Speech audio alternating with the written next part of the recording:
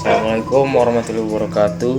Halo semuanya, perkenalkan nama saya Pramudia Chandra Dimuka dengan NIM J121252997. Video kali ini saya akan membahas mengenai 3 komponen penting dalam tubuh manusia.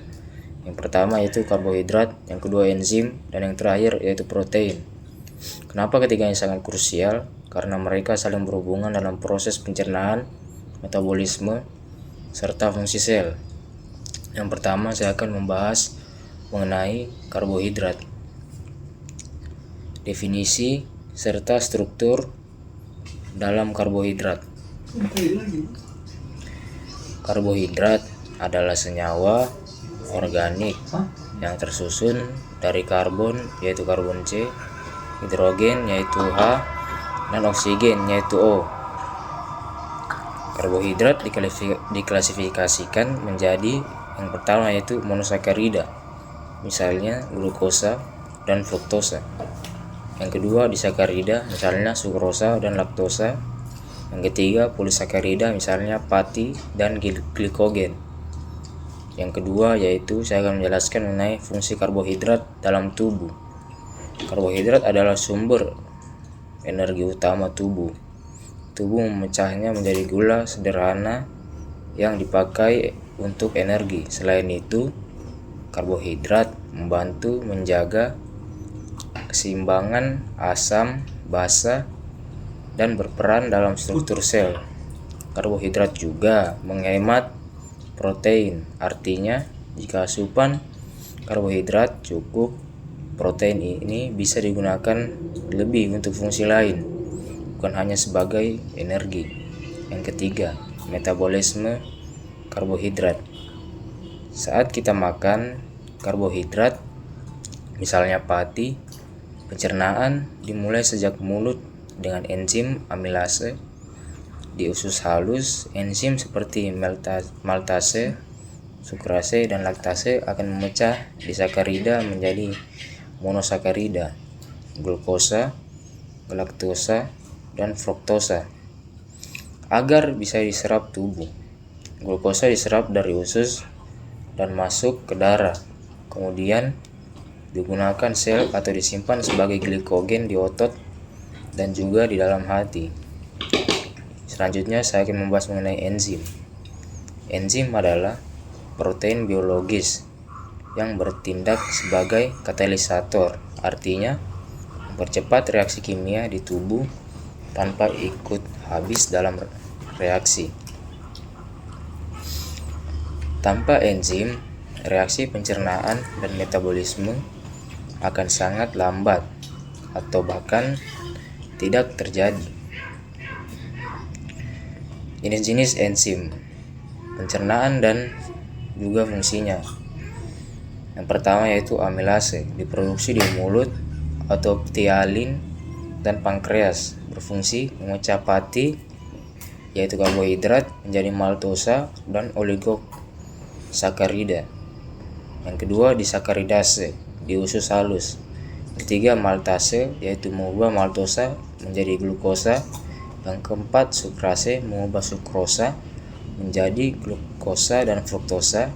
Yang kelima laktase mengubah laktosa menjadi glukosa dan juga galaktosa. Yang keenam protease, misalnya pepsin, tripsin, kimotripsin, memecah protein atau menjadi peptida atau asam amino. Enzim lain juga berperan, misalnya lipase yang memecah lemak. Selanjutnya, faktor yang mempengaruhi aktivitas enzim. Aktivitas enzim sangat dipengaruhi oleh pH dan suhu. Contohnya, pepsin bekerja optimal dalam kondisi asam di lambung, sedangkan amilase bekerja pada pH lebih netral seperti mulut atau usus. Jika enzim tertentu kurang, misalnya laktase, bisa muncul masalah pencernaan seperti intoleransi laktos. Selanjutnya yaitu saya akan membahas mengenai protein, definisi serta struktur dari protein. Protein adalah molekul besar atau makromolekul yang tersusun dari unit-unit kecil bernama asam amino. Ada sekitar 20 jenis asam amino yang berbeda dan beberapa di antaranya esensial. Artinya tidak bisa diproduksi tubuh, harus diperoleh dari makanan. Yang kedua, saya akan membahas mengenai fungsi protein di dalam tubuh manusia. Yang pertama yaitu sebagai sumber energi. Protein bisa menjadi sumber energi 4 kalori per gram, terutama jika karbohidrat dan lemak tidak mencukupi. Yang selanjutnya dapat membangun dan memperbaiki jaringan. Protein penting untuk membangun otot, tulang, kulit, rambut, dan memperbaiki sel yang rusak. Yang ketiga yaitu berfungsi sebagai membentuk enzim. Banyak enzim sebenarnya adalah protein. Jadi protein membangun enzim yang dimana mempercepat reaksi biokimia tubuh. Selanjutnya yaitu untuk membentuk hormon. Beberapa hormon adalah protein, misalnya insulin yang mengatur kadar gula rendah di darah, membentuk antibodi. Protein membantu sistem imun dengan membuat antibodi yang melawan patogen. Selanjutnya itu menjaga keseimbangan cairan dan juga pH pada darah. Protein berperan sebagai sistem buffer dan membantu menjaga tekanan cairan di dalam dan juga di luar sel. Selanjutnya yaitu metabolisme protein.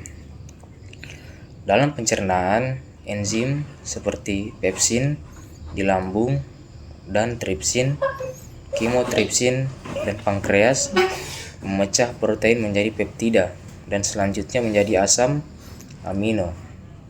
Asam amino yang sudah dipecah akan diserap melalui usus halus dan digunakan tubuh untuk sintesis protein baru atau fungsi lainnya. Selanjutnya, interaksi karbohidrat, enzim, dan protein. Karbohidrat dipecah oleh enzim yang merupakan protein sehingga bisa diserap dan dijadikan energi. Protein juga membentuk enzim dan enzim itu sendiri membantu metabolisme karbohidrat dan protein lainnya. Jadi ada hubungan timbal balik yang sangat kuat. Tanpa enzim, karbohidrat, dan protein dalam makanan tidak bisa diurai dengan baik, sehingga tubuh tidak bisa memperoleh energi dan bahan bangun sel yang optimal. Jadi, bisa kita simpulkan, karbohidrat adalah sumber energi utama, sedangkan enzim adalah alat pemecah dalam tubuh yang mempercepat reaksi pencernaan dan juga metabolisme. Sedangkan protein adalah bahan bangunan serta produsen enzim dan juga hormon.